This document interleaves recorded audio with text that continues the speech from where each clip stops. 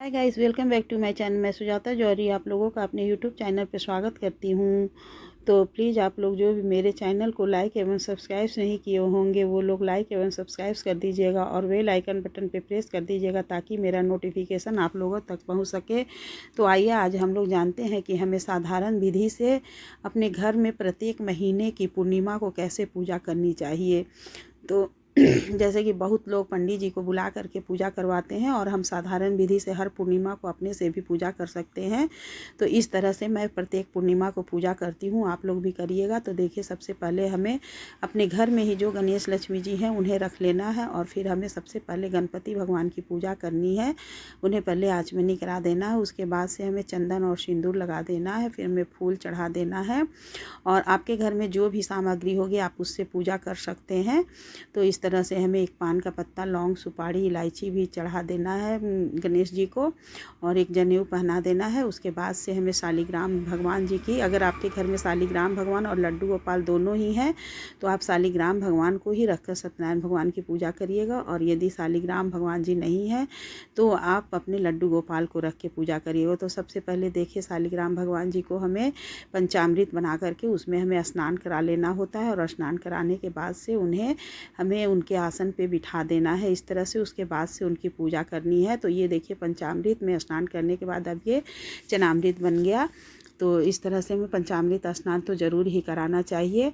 और घर में यदि आप प्रत्येक महीने करती हैं तो कोई ज़रूरी नहीं है कि आप कलश रखें या फिर विधि विधान से पूरा, इस तरह से भी हम साधारण विधि से सत्यनारायण भगवान का पूजा व्रत कर सकते हैं।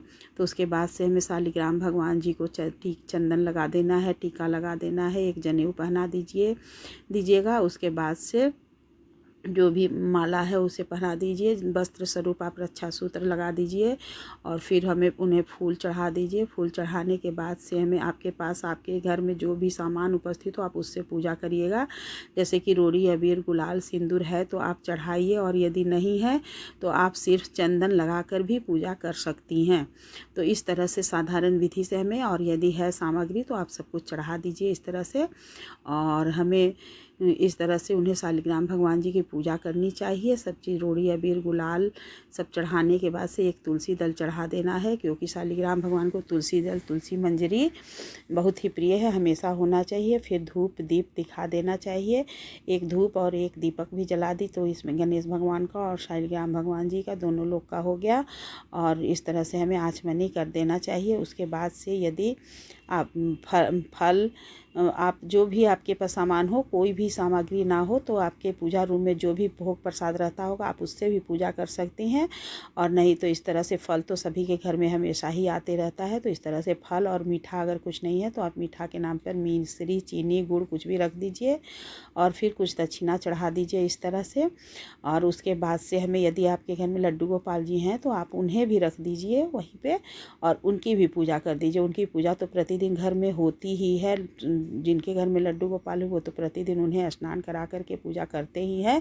तो हमें अपने लड्डू गोपाल जी की भी पूजा कर देनी चाहिए। उसके बाद से हाथ में अक्षत और फूल लेकर के हमें भगवान को करना है कि भगवान जी आप उपस्थित होइए और हम आपकी पूजा कर रहे हैं। उसके बाद से हमें सत्यनारायण भगवान की किताब को पढ़ लेना है। पढ़ने के बाद से हमें फूल समर्पित कर देना है और फिर उसके बाद से हमें आरती कर देनी है। आरती में ओम जय जगदीश हरे या तो फिर जय लक्ष्मी रमना भी बहुत से लोग आरती में गाते हैं। तो मैं ओम जय जगदीश हरे का आरती गाती हूँ। और ये आरती करने के बाद से हमें आरती रख करके आचमनी कर देना है। उसके बाद से हमें भगवान को भी आरती दिखा देना है, फिर अपने भी कर लेना है। और उसके बाद हमें भगवान से क्षमा याचना कर लेनी है कि भगवान जी, हमें जैसे आती थी मैं उस तरह से आपकी पूजा की हूँ, इसलिए हमसे यदि आपकी पूजा में कोई भूल चूक हो गई होगी तो उसे आप नादान बालक समझ के क्षमा कर दीजिएगा। और इस तरह से हमें पूजा करनी चाहिए। उसके बाद से प्रसाद उठा करके सभी में वितरित कर देना चाहिए। तो प्लीज़ दोस्तों, आप लोग को मेरा ये वीडियो कैसा लगा? आप लोग भी घर में सत्यनारायण भगवान की पूजा इसी तरह साधारण विधि से करिएगा और मेरे चैनल को लाइक एवं कमेंट कर दीजिएगा। और कमेंट में श्री राधे राधे ज़रूर से लिखिए। बोलिए सत्यनारायण भगवान की जय, वृंदावन बिहारी लाल की जय। और उसके बाद जो दक्षिणा है उसे उठा करके हमें दूसरे दिन किसी ब्राह्मण को, किसी पंडित को दे देना है इस तरह से। और कुछ दक्षिणा और कुछ सीधा करके भी हमें दे देना चाहिए। पूजा करने के बाद दक्षिणा और सीधा देने का ही फल प्राप्त होता है, इसलिए हमें दूसरे दिन किसी अगल बगल में पंडित जी होंगे, कोई भी होगा तो उन्हें दक्षिणा और सीधा ज़रूर से ज़रूर दे दीजिएगा।